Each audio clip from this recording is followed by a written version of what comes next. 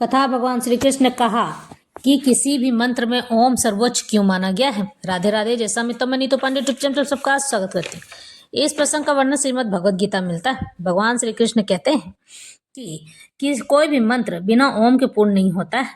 ओम तत्सत का उपयोग पर ब्रह्म परमात्मा श्री हरि नारायण को जगाने के लिए किया जाता है। उन्हें यह बताने के लिए किया जाता है कि हम यह यज्ञ और हवन किए जा रहे हैं, इसलिए ओम तत्सत का उपयोग किया जाता है।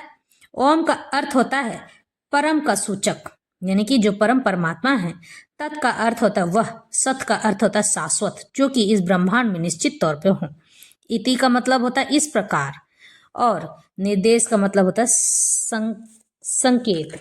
इस तरह से ब्राह्मण इस विधि का, यानी त्रिविध का मतलब होता है तीन प्रकार के, स्मृता यानी माना जाता है, यानी कि इस प्रकार से भगवान को ओम तत्सत का भोग दिया जाता है और इस प्रकार से भगवान को जगाकर बताया जाता है कि हम ये यज्ञ और यजन हवन किए जा रहे हैं, ताकि परमात्मा हमारे उस हवन और यज्ञ को स्वीकार करे और हमें धन्य कर दे, ताकि हमने जिस कामना से उस मंत्र का उच्चारण किया है, उसका यज्ञ हवन किया है, वह मंत्र पूर्ण रूप से हमारे जीवन में सकारात्मकता लेकर आए और हम धन्य धन्य हो जाए। क्योंकि जो मंत्र पर ब्रह्म परमात्मा तक पहुंच जाती है वह निश्चित ही सफल होती है और मनुष्य के जीवन का भाग्य बदल देती है। कहते हैं कि किसी भी ज्ञान को अर्जित करने के लिए मनुष्य का भागवत भक्त होना आवश्यक है, क्योंकि जब तक आप भगवत भक्त नहीं होंगे तब तक आपको भागवत समझ नहीं आएगी। लेकिन फिर भी मैं अपने सरल शब्दों में भागवत लेकर आई हूँ। हो सकता है मैं आपको समझाने के लायक हो जाऊं या मैं आपको समझा पाऊं, क्योंकि भागवत समझाना सबके बस की बात भी नहीं है। और जब तक भगवान की कृपा नहीं होती है तब तक मनुष्य न तो भागवत समझ पाता और ना ही समझा पाता। इन छोटे सरल शब्दों को मैं आपके लिए लेकर आई ताकि हम सब ईश्वर के समीप रह सकें और ईश्वर से अपनी मनोकामना कह सकें। ईश्वर हमारा देख रेख आजीवन करते हैं। जब हम उनकी शरण में हो जाते हैं ना, तो हमारा जीवन हमारा नहीं रह जाता है, बल्कि ईश्वर को हो जाता है, परमेश्वर को हो जाता है, और उसका ख्याल वो स्वयं रखने लग जाते हैं। आपको क्या चीज की कमी है, किस चीज की जरूरत पड़ेगी, इसका ध्यान वो स्वतः रखने लग जाते हैं और उसके लिए जुगत में लग जाते हैं कि किस प्रकार से यह उपाय किया जाए कि आपका सामान आप तक पहुंच जाए। इस तरह से परमात्मा हमें निर्देश भी देते हैं और सलाहकार भी हमारे होते हैं और हमारे मार्गदर्शक भी होते हैं और हमें उत्तम मार्ग प्रशस्त करते हैं। ओम तत्सदिति निर्देशो ब्रह्मण स्त्री विध स्मृत ब्रह्मणास्तेन वेदाश्च यज्ञाश्च विहिता पुरा। सृष्टि के आदि काल में ओम तत्सत ये तीन शब्द पर ब्रह्म को सूचित करने के लिए प्रयुक्त किए जाते रहे हैं। ओम का अर्थ होता है पर ब्रह्म परमात्मा का सूचक, तत् का मतलब होता है वह, सत का मतलब होता है शाश्वत, जो परब्रह्म परमात्मा शाश्वत है। ओम तत्सत ये तीनों सांकेतिक अभिव्यक्तियां ब्राह्मणों द्वारा वैदिक मंत्रों का उच्चारण करते समय तथा ब्रह्म को संतुष्ट करने के लिए यज्ञों के समय प्रयुक्त होती हैं। जब ब्रह्म का मतलब होता है वह ब्राह्मण जो कि भगवान को भज चुके हैं और अपनी सिद्धियां प्राप्त कर चुके हैं, उन्हें ब्रह्म कहा जाता है। लेकिन पर ब्रह्म तो एक ही है, पर ब्रह्म परमात्मा श्री हरि नारायण भगवान। यह बताया जा चुका है कि तपस्या, यज्ञ, दान, भोजन के तीन तीन भेद हैं, सात्विक, राजस तथा तामस। लेकिन चाहे वे ये उत्तम हो, मध्यम हो या निम्न हो, ये सभी बद्ध, यानी कि जो संसार में जीते हैं, भौतिक गुणों से कलुषित होते हैं, भौतिक यानी संसारिक गुण से लिपटे हुए होते हैं। लेकिन जब ये ब्रह्म ओम तत्सत को लक्ष्य करके किए जाते हैं तो आध्यात्मिक उन्नति के साधन बन जाते हैं। शास्त्रों में ऐसे लक्ष्य का संकेत हुआ है। ओम तत्सत ये तीन शब्द विशेष रूप से परम सत्य भगवान के सूचक हैं। वैदिक मंत्रों में ओम शब्द सदैव ही रहता है। जो व्यक्ति शास्त्रों के विधानों के अनुसार कर्म नहीं करता है उसे पर ब्रह्म की परमात्मा की प्राप्ति नहीं होती है।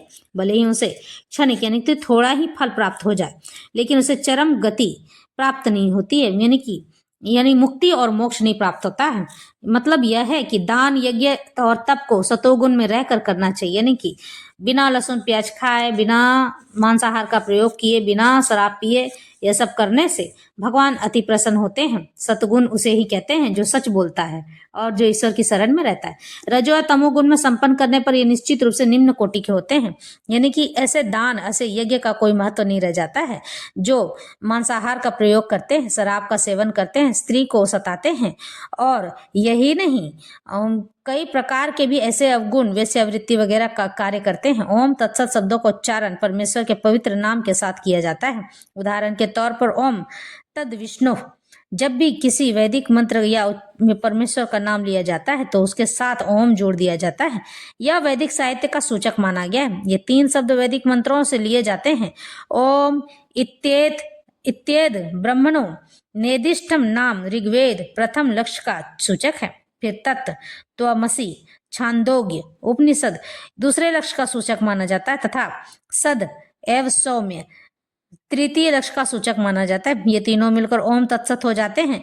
आदिकाल में जब प्रथम जीवात्मा ब्रह्मा ने यज्ञ किए तो उन्होंने इन तीनों शब्दों के द्वारा भगवान को लक्ष्य मानकर किया था। इसलिए गुरु परंपरा द्वारा उसी सिद्धांत का पालन किया जाता रहा है। इसलिए इस मंत्र का आध्यात्मिक महत्व है। इसलिए भगवत गीता के अनुसार कोई भी कार्य ओम तत्सत के लिए अर्थात भगवान के लिए किया जाना चाहिए। जब कोई इन तीनों शब्दों के द्वारा तप, दान तथा यज्ञ संपन्न करता है तो वह कृष्ण भक्ति में कार्य करने लग जाता है। कृष्ण भक्ति दिव्य कार्यों का वैज्ञानिक कार्यान्वय है, जिससे मनुष्य भगवत धाम यानी कि भगवान के धाम को वापस जा सकता है। ऐसी दिव्य विधि से कर्म करने में शक्ति का क्षय नहीं होता है, यानी नाश नहीं होता है। इस तरह से आज भगवान समझा रहे हैं कि ओम का क्या अर्थ होता है।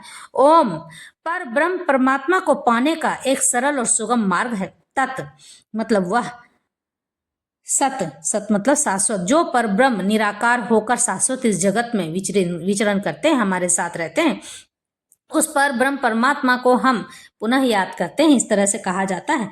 तस्माद ओम इद्यु दाहृत्य यज्ञ दान तप क्रिया प्रवर्तन्ते विधानक्त्वा सततम ब्रह्मवादी नाम।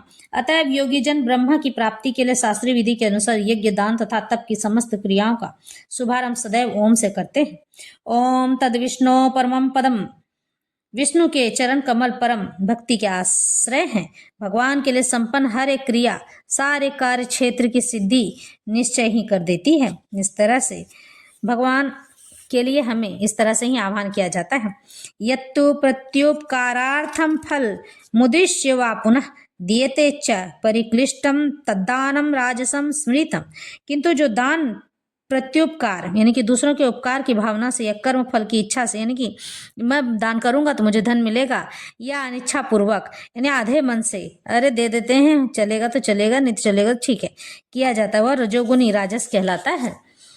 दान कभी स्वर्ग जाने के लिए दिया जाता है तो कभी अत्यंत कष्ट से तथा कभी पश्चाताप के साथ कि मैंने व्यय तथा इस तरह के दान दिया है। कभी कभी अपने वरिष्ठ जनों के दबाव में आकर भी दान दिया जाता है। ऐसे दान रजोगुण से दिए जाने वाले माने जाते हैं। कहते हैं भगवान कि दान कभी भी आधे मन से नहीं देना चाहिए, पूर्ण मन से देना चाहिए, निश्चल भाव होकर देना चाहिए। और निश्चल भाव में दिया गया दान ही ईश्वर के दान के बराबर समान होता है, और वही दान आपको पूर्णतः फल देता है। नहीं तो आधे मन से दिया गया दान आधा ही फल देता है, कुछ देर के लिए आपको उसका फल देगा, उसके बाद वह नष्ट हो चुका होता है। आदेश काले यदानम पात्रेभ्यश्च दीयते अस्कृत मव ज्ञातम तक्ताम समुदाहृतम। तथा जो दान किसी अपवित्र स्थान में अनुचित समय में किसी अयोग्य व्यक्ति को या बिना समुचित ध्यान तथा आदर से दिया जाता है वह तामसी कहलाता है। ओम तत्सदिति निर्देशो ब्राह्मण स्त्री विधा स्मृतः ब्रह्मणास्तेन वेदाश्च यज्ञाश्च विहिता पुरा। सृष्टि के आदिकाल से ओम तत्सत ये 3 शब्द प्रब्रह्म को सूचित करने के लिए प्रयुक्त किए जाते रहे हैं। ये तीनों सांकेतिक अभिव्यक्तियां ब्राह्मणों द्वारा वैदिक मंत्रों का उच्चारण करते समय तथा ब्रह्म को संतुष्ट करने के लिए यज्ञों के समय प्रयुक्त हुआ करती थी।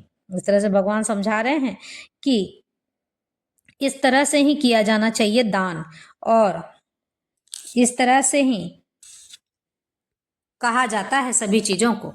भगवान आज समझा रहे हैं कि दान भी हमें सोच समझ कर करना चाहिए। कुपात्रम दानास्य भवेद दरिद्रम दरिद्र भावम करोति पापम। जो लोग कुपात्र को दान देते हैं, ऐसे व्यक्ति को दान दे देते हैं जो कि उसके लायक ना हो, यानी कि शराब पीने के लिए दान नहीं देना चाहिए, मांस मदिरा खाने के लिए भी दान नहीं देना चाहिए। ऐसे व्यक्ति को दान नहीं देना चाहिए कि जो दान लेकर आपके दिए हुए धन का या आपके दिए हुए सामान का गलत उपयोग करता रहे। भगवान श्री कृष्ण यह अर्जुन को समझा रहे हैं, हे अर्जुन, दान भी सोच समझ कर करना चाहिए। ऐसे लोगों को दान देना चाहिए जिसे उसकी आवश्यकता एकदम परम है, और जिसे उसकी आवश्यकता नहीं उसे दान नहीं देना चाहिए। क्योंकि आपका दिया गया धन अगर जाकर वह शराब पीता है तो उस शराब पीने वाले के आधे से ज्यादा दोषी आप होंगे।